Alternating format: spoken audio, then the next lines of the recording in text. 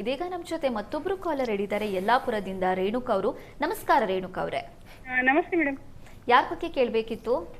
ನಮ್ಮ ಅಣ್ಣನ ಮಗಳ ಬಗ್ಗೆ ಕೇಳಬೇಕಾಯ್ತು ಮೇಡಮ್. ಓಕೆ, ಅವರ ಡೇಟ್ ಆಫ್ ಬರ್ತ್ ಅನ್ನ ತಿಳಿಸಿ. ಹಾ ಮೇಡಮ್, 31/3/2012 ಮೇಡಮ್. 31/3/2012. ಸಮಯ 5:30 ಮೇಡಮ್, ಸಾಯಂಕಾಲ. ಸಾಯಂಕಾಲ 5:33. ಏನು ಪ್ರಶ್ನೆ ಇತ್ತು? ಮೇಡಮ್, ಅವ್ರದ್ದು ಆರೋಗ್ಯದ ಬಗ್ಗೆ ಕೇಳಬೇಕು ಮೇಡಮ್. ಓಕೆ, ಶಾಸ್ತ್ರಿಗಳಿದ್ದಾರೆ, ಮಾತಾಡಿ. ರೇಣುಕಾ ಅವರೇ ನಮಸ್ಕಾರ. ನಮಸ್ತೆ ಸರ್. ನಮಸ್ಕಾರ. ಆರೋಗ್ಯದ ಬಗ್ಗೆ ನಮಸ್ಕಾರಗಳು ಸರ್. ನಾವು ನಿಮ್ಮ ಕಾರ್ಯಕ್ರಮ ನೋಡ್ತೀವಿ ಸರ್. ಬಾರಿ ಚೆನ್ನಾಗಿ ಬರ್ತಾ ಇದ್ದೀವಿ ಸರ್. ಸಂತೋಷ ಸಂತೋಷ. ನಿಮ್ಮ ಯಲ್ಲಾಪುರದಲ್ಲಿ ತುಂಬ ಜನ ಈ ಕಾರ್ಯಕ್ರಮ ನೋಡ್ತಾರೆ, ಮೆಚ್ಕೊಳ್ತಾರೆ. ತುಂಬ ಸಂತೋಷ. ಯಲ್ಲಾಪುರದ ಎಲ್ಲ ಅಭಿಮಾನಿಗಳಿಗೆ, ಎಲ್ಲ ನೋಡುಗರಿಗೆ ನಮಸ್ಕಾರ. ಈಗ ಇದ್ರ ಬಗ್ಗೆ ನೋಡೋಣ. ಇವತ್ತೇನೋ ಪಾಪ ಯಲ್ಲಾಪುರದಲ್ಲಿ ಒಂದು ದುರ್ಘಟನೆ ನೆನ್ನೆ ಇವತ್ತು ಪೇಪರ್ನಲ್ಲಿ ಓದಿದೆ. ಇರಲಿ, ಕೆಲವೊಮ್ಮೆ ಹೀಗಾಗುತ್ತೆ. ಎಲ್ಲ ಕಡೆ ಸಮಸ್ಯೆಗಳು ಇದೆ, ಒಳ್ಳೆಯದು ಇದೆ. ಜಗತ್ತಿರೋದೇ ಹಾಗೆ ಅಲ್ವಾ, ಒಳ್ಳೆಯದು ಕೆಡುಕು ಇವುಗಳ ಮಧ್ಯೆನೇ ನಾವಿದ್ದೀವಿ. ನಮ್ಮಿಂದ ಇನ್ನೊಬ್ಬರಿಗೆ ಕೆಡುಕು ಆಗದೇ ಇರೋ ಹಾಗೆ ನಾವು ನೋಡ್ಕೊಳ್ಬೇಕು. ಅದು ನಮ್ಮ ಚೌಕಟ್ಟು. ಅದನ್ನು ನಾವು ಹೇಳ್ಕೊಡ್ಬೇಕು, ಮಕ್ಕಳಿಗೂ ಹೇಳ್ಕೊಡ್ಬೇಕು, ನಾವು ಹಾಗಿರಬೇಕು. ತನ್ನ ಮೂಲಕ ಅದು ಒಳ್ಳೆತನ ಅನ್ನೋದು ಹರಡುತ್ತೆ. ಇವರಿಗೆಲ್ಲ ಯಾವಾಗ ಬುದ್ಧಿ ಬರುತ್ತೋ, ಯಾವಾಗ ಇವರಿಗೆಲ್ಲ ಪಾಠ ಭಗವಂತ ಕಲಿಸ್ತಾನೋ ನೋಡಬೇಕು. ಅಂತೂ ಇದು ನೋಡಿ, ಕನ್ಯಾ ಲಗ್ನವಾಗಿದೆ. ಲಗ್ನದ ಅಧಿಪತಿಯಾಗಿರತಕ್ಕಂಥ ಬುಧ ನೀಚ ಸ್ಥಾನದಲ್ಲಿದ್ದಾನೆ. ಪ್ರಸ್ತುತ ಈಗ ನಡೀತಾ ಇರತಕ್ಕಂಥದ್ದು ಶನಿ ದಶೆಯಲ್ಲಿ ಈಗ ಬುಧನ ಒಂದು ಕಾಲ ನಡೀತಾ ಇದೆ. ಸ್ವಲ್ಪ ಆರೋಗ್ಯ ವ್ಯತ್ಯಾಸವನ್ನು ಸೂಚಿಸ್ತಾ ಇದೆ. ಕಾರಣ ಲಗ್ನಾಧಿಪತಿ ವೀಕ್ ಆಗಿದ್ದಾನೆ. ಈಗ ಒಂದು ಟೈಮ್ ನಡೀತಾ ಇದೆ. ಹೀಗಾಗಿ ಸಾಧ್ಯವಾದರೆ ಒಂದು ಬುಧ ಗ್ರಹ ಶಾಂತಿ ಮಾಡಿಸೋದು ತುಂಬ ಒಳ್ಳೆಯದು. ಅಲ್ಲಿ ಗಣಪತಿ ಸನ್ನಿಧಾನ ಇದೆಯಲ್ಲ, ಅಲ್ಲಿ ಚಂದಗುಳಿ, ಅಲ್ಲಿ ಹೋಗಿ ಅಥವಾ ನಿಮ್ಮ ಎಲ್ಲಿ ಸಮಾಧಾನ ಇದೆಯೋ ನಿಮಗೆ ಅಲ್ಲಿ ಮಾಡಿಸಿ, ಬುಧ ಗ್ರಹ ಶಾಂತಿ ಮಾಡಿಸಿ. ಅದು ತುಂಬ ಸಹಾಯವಾಗುತ್ತೆ. ಮತ್ತು ವಿಷ್ಣು ಸಹಸ್ರನಾಮ ಪ್ರತಿ ದಿವಸ ಕೇಳಿಸಿ, ಅದು ತುಂಬ ಸಹಾಯವಾಗುತ್ತೆ. ಇವೆರಡು ಮಾಡಿದ್ರೆ ಅನುಕೂಲ ಆಗುತ್ತೆ. ಆತಂಕ ಬೇಡ. ಬುಧ ಶಾಂತಿ ಬೇಕು, ದಯವಿಟ್ಟು ಅದನ್ನು ಮಾಡಿಸಿ. ಒಳ್ಳೆಯದಾಗಲಿ. ಧನ್ಯವಾದಗಳು ರೇಣುಕಾ ಅವರೇ. ಇದೀಗ ನಮ್ಮ ಜೊತೆ ಮತ್ತೊಬ್ರು ಕಾಲರ್ ಇದ್ದಾರೆ ಬೆಂಗಳೂರಿನಿಂದ. ನಿಂಗಮ್ಮ ಕರೆ ಮಾಡಿದ್ದಾರೆ. ನಮಸ್ಕಾರ ನಿಂಗಮ್ಮ ಅವರೇ. ನಮಸ್ಕಾರ. ಯಾರ ಬಗ್ಗೆ ಕೇಳಬೇಕಿತ್ತು? ನನ್ನ ಬಗ್ಗೆ ಕೇಳಬೇಕಿತ್ತು ಮೇಡಮ್. ಓಕೆ, ನಿಮ್ಮ ಡೇಟ್ ಆಫ್ ಬರ್ತ್ ಹೇಳಿ. ಡೇಟ್ ಆಫ್ ಬರ್ತ್ ಗೊತ್ತಿಲ್ಲ. ಹಾಗಾದ್ರೆ 1ರಿಂದ 108 ಯಾವ್ದಾದ್ರು ಸಂಖ್ಯೆ ಹೇಳಿ ಅಮ್ಮ. 9. ಏನ್ ಪ್ರಶ್ನೆ ಇತ್ತು? ನಮ್ಗೆ ಒಂದ್ ಸ್ವಲ್ಪ ಜಮೀನ್ ಬಗ್ಗೆ ಕೇಳ್ಬೇಕಾಗಿತ್ತು ಮೇಡಮ್. ತುಂಬಾ ವರ್ಷದಿಂದ ಗೋಲ್ಡ್ ಅಲ್ಲಿ ನಡೀತಾ ಇದೆ. ಅದಕ್ಕೆ ಶಾಸ್ತ್ರಿ ಅವ್ರ ಹತ್ರ ಮಾತಾಡ್ಬೇಕು. ಶಾಸ್ತ್ರಿಗಳಿದ್ದಾರೆ, ಮಾತಾಡಿ ಅಮ್ಮ. ನಿಂಗಮ್ಮ ಅವರೇ ನಮಸ್ಕಾರ. ನಮಸ್ಕಾರ ಸರ್. ನಮಸ್ಕಾರ. ತಾವು ತುಂಬ ಆತಂಕದಲ್ಲಿ ಕೇಳ್ತಾ ಇದ್ದೀರಾ.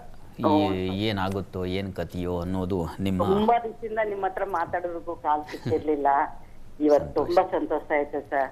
ಸಂತೋಷ ಸಂತೋಷ, ತುಂಬ ಸಂತೋಷ ಆಗಲಿ. ನೋಡಿ, ಈಗ ನೀವು ಹೇಳಿದ ಸಂಖ್ಯೆಗೆ ಅದು ಧನುರ್ಲಗ್ನವನ್ನು ಸೂಚಿಸುತ್ತೆ.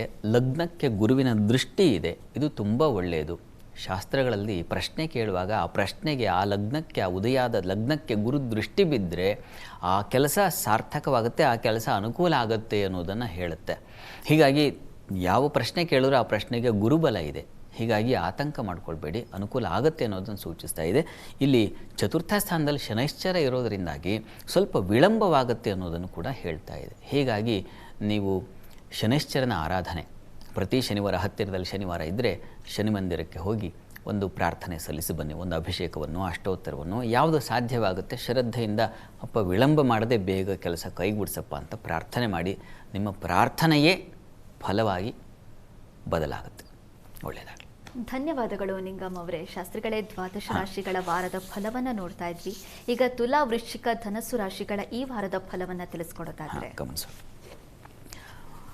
ತುಲಾ ರಾಶಿಯವರಿಗೆ ಹೇಗಿದೆಯಪ್ಪ ಈ ವಾರದ ಆದಿಯಲ್ಲಿ ಅಂತಂದರೆ, ಕೆಲಸದಕ್ಕೆ ಕೊರತೆ ಆಗುವುದಿಲ್ಲ. ವೃತ್ತಿಯಲ್ಲಿ ವಿಶೇಷ ಮಾನ್ಯತೆ, ಕೃಷಿ, ಹೋಟೆಲ್ ಕ್ಷೇತ್ರಗಳಲ್ಲಿ ಲಾಭ, ವೃತ್ತಿಯಲ್ಲಿ ಧನ ಲಾಭ, ಸಹಾಯ, ಗಂಟಲು ಕೊರಳಿನ ಸ್ವಲ್ಪ ಬಾಧೆ ಉಂಟಾಗಬಹುದು.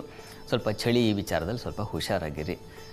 ಸಂಪೂರ್ಣ ಬೆಚ್ಚಗೆ ಓಡಾಡ್ಕೊಂಡಿದ್ದರೆ ಬಹಳ ಒಳ್ಳೆಯದು. ಉಳಿದ ಹಾಗೆಲ್ಲ ತುಂಬ ಚೆನ್ನಾಗಿದೆ. ಕೆಲಸ ಕಾರ್ಯಗಳಲ್ಲಿ ಚಂದ್ರ ಅಂತೂ ತುಂಬ ಒಳ್ಳೆಯ ಫಲವನ್ನು ಕೊಡ್ತಾನೆ. ಚಂದ್ರ ಅವನು ರಸಕಾರಕ. ಹೀಗಾಗಿ ರಸ ಸಂಬಂಧಿ, ದ್ರವ ಸಂಬಂಧಿ ವ್ಯಾಪಾರಿಗಳಿಗೆಲ್ಲ ತುಂಬ ಉತ್ಕೃಷ್ಟವಾದ ಫಲವನ್ನು ಸೂಚಿಸುತ್ತೆ. ಹಾಲು ಹೈನು ಕ್ಷೇತ್ರದಲ್ಲಿರೋರಿಗೆ ತುಂಬ ಚೆನ್ನಾಗಿದೆ. ಅಲ್ಲಿ ಕೃಷಿ, ಜಲಜಾಂಗನ, ಶ್ರೇಯ, ಆಶ್ಚ ಅಂತ ಹೇಳುತ್ತೆ. ಮತ್ತು ಇಕ್ಷು, ಕ್ಷೀರ, ವಿಕಾರ, ವಸ್ತ್ರತನಯ ಅಂತ ಹೀಗೆ ವಸ್ತ್ರ ವ್ಯಾಪಾರ ಆಗಬಹುದು. ಸ್ತ್ರೀಯರಿಗೆ ಸಂಬಂಧಿಸಿರ್ತಕ್ಕಂಥ ಉಡುಗೆ ತೊಡುಗೆ ಇಂಥ ಕ್ಷೇತ್ರಗಳೆಲ್ಲದರಲ್ಲೂ ತುಂಬ ಚೆನ್ನಾಗಿದೆ ಅನ್ನೋದನ್ನು ಸೂಚಿಸ್ತಾ ಇದೆ. ಲಾಭ ಬರ್ತದೆ. ಮುಖ್ಯವಾಗಿ ಚೆನ್ನಾಗಿ ಸುಖವಾಗಿರ್ತೀರ. ಕೆಲಸ ಕಾರ್ಯಗಳಲ್ಲಿ ಯಾವುದೇ ಕಿರಿಕಿರಿ ಇಲ್ಲದೆ ಹೋಗುತ್ತೆ. ಅದು ಬಹಳ ಮುಖ್ಯವಾದದ್ದು, ಅದನ್ನು ಸೂಚಿಸ್ತಾ ಇದೆ. ವಾರದ ಆದಿಯಲ್ಲಿ ವಾರಾಂತ್ಯ ಗಮನಿಸೋಣ. ವಾರಾಂತ್ಯದಲ್ಲಿ ತುಲಾರಾಶಿಯವರಿಗೆ ಸ್ವಲ್ಪ ಪರಿಶ್ರಮ ಇರುತ್ತೆ. ಸ್ತ್ರೀಯರಿಗೆ ಲಾಭ, ಗೌರವ ಇತ್ಯಾದಿ ಇದೆ. ಧರ್ಮ ಕಾರ್ಯಗಳಲ್ಲಿ ನಿಮಗೆ ಸ್ವಲ್ಪ ಮಟ್ಟಿಗಿನ ಅನುಕೂಲಗಳು, ಆಸಕ್ತಿ ಬೆಳೀತಕ್ಕಂಥದ್ದು ಇದೆಲ್ಲ ಇದೆ. ಆದರೆ ಓಡಾಟವೂ ಇದೆ, ಸ್ವಲ್ಪ ಪರಿಶ್ರಮ. ಓಡಾಟದಲ್ಲಿ ಪ್ರಯಾಣದಲ್ಲಿ ಸ್ವಲ್ಪ ತೊಂದರೆ ಆಗಬಹುದು. ಭೂ ವ್ಯವಹಾರಗಳು ಅಥವಾ ಇನ್ಯಾವುದೋ ಒಂದು ಸೈಟು, ಮನೆ, ಇಂಥ ತಕರಾರುಗಳು ಬರುವ ಸಾಧ್ಯತೆ ಸೂಚಿಸ್ತಾ ಇದೆ ಕೊನೆಯಲ್ಲಿ ಶುಕ್ರವಾರ ಶನಿವಾರದ ವೇಳೆಗೆ. ಹೀಗಾಗಿ ಸ್ವಲ್ಪ ಗಮನ ಇರಬೇಕು ಅದರ ವಿಚಾರದಲ್ಲಿ. ಇದರ ಜೊತೆಗಿನ ಫಲ ಅದು ಇವೆಲ್ಲ ಚೆನ್ನಾಗಿದೆ. ಅದರ ತೊಡಕೇನಪ್ಪ ಅಂದರೆ ಪ್ರಯಾಣದಲ್ಲೂ ಸ್ವಲ್ಪ ಹುಷಾರಾಗಿರಬೇಕು, ಅದು ನಿಮಗೆ ತೊಂದರೆ ಉಂಟು ಮಾಡೋ ಸಾಧ್ಯತೆ ಇದೆ. ಪರಿಹಾರಕ್ಕೇನಪ್ಪ ಅಂತಂದರೆ ತುಲಾರಾಶಿಯವರಿಗೆ ಇಷ್ಟ ದೇವತಾ ಆರಾಧನೆ ಮಾಡಿ, ಗಣಪತಿ ಪ್ರಾರ್ಥನೆ ಮಾಡ್ಕೊಳ್ಳಿ. ಗಣಪತಿ ಪ್ರಾರ್ಥನೆಯಿಂದ ತುಂಬ ಸಹಾಯ ಆಗುತ್ತೆ.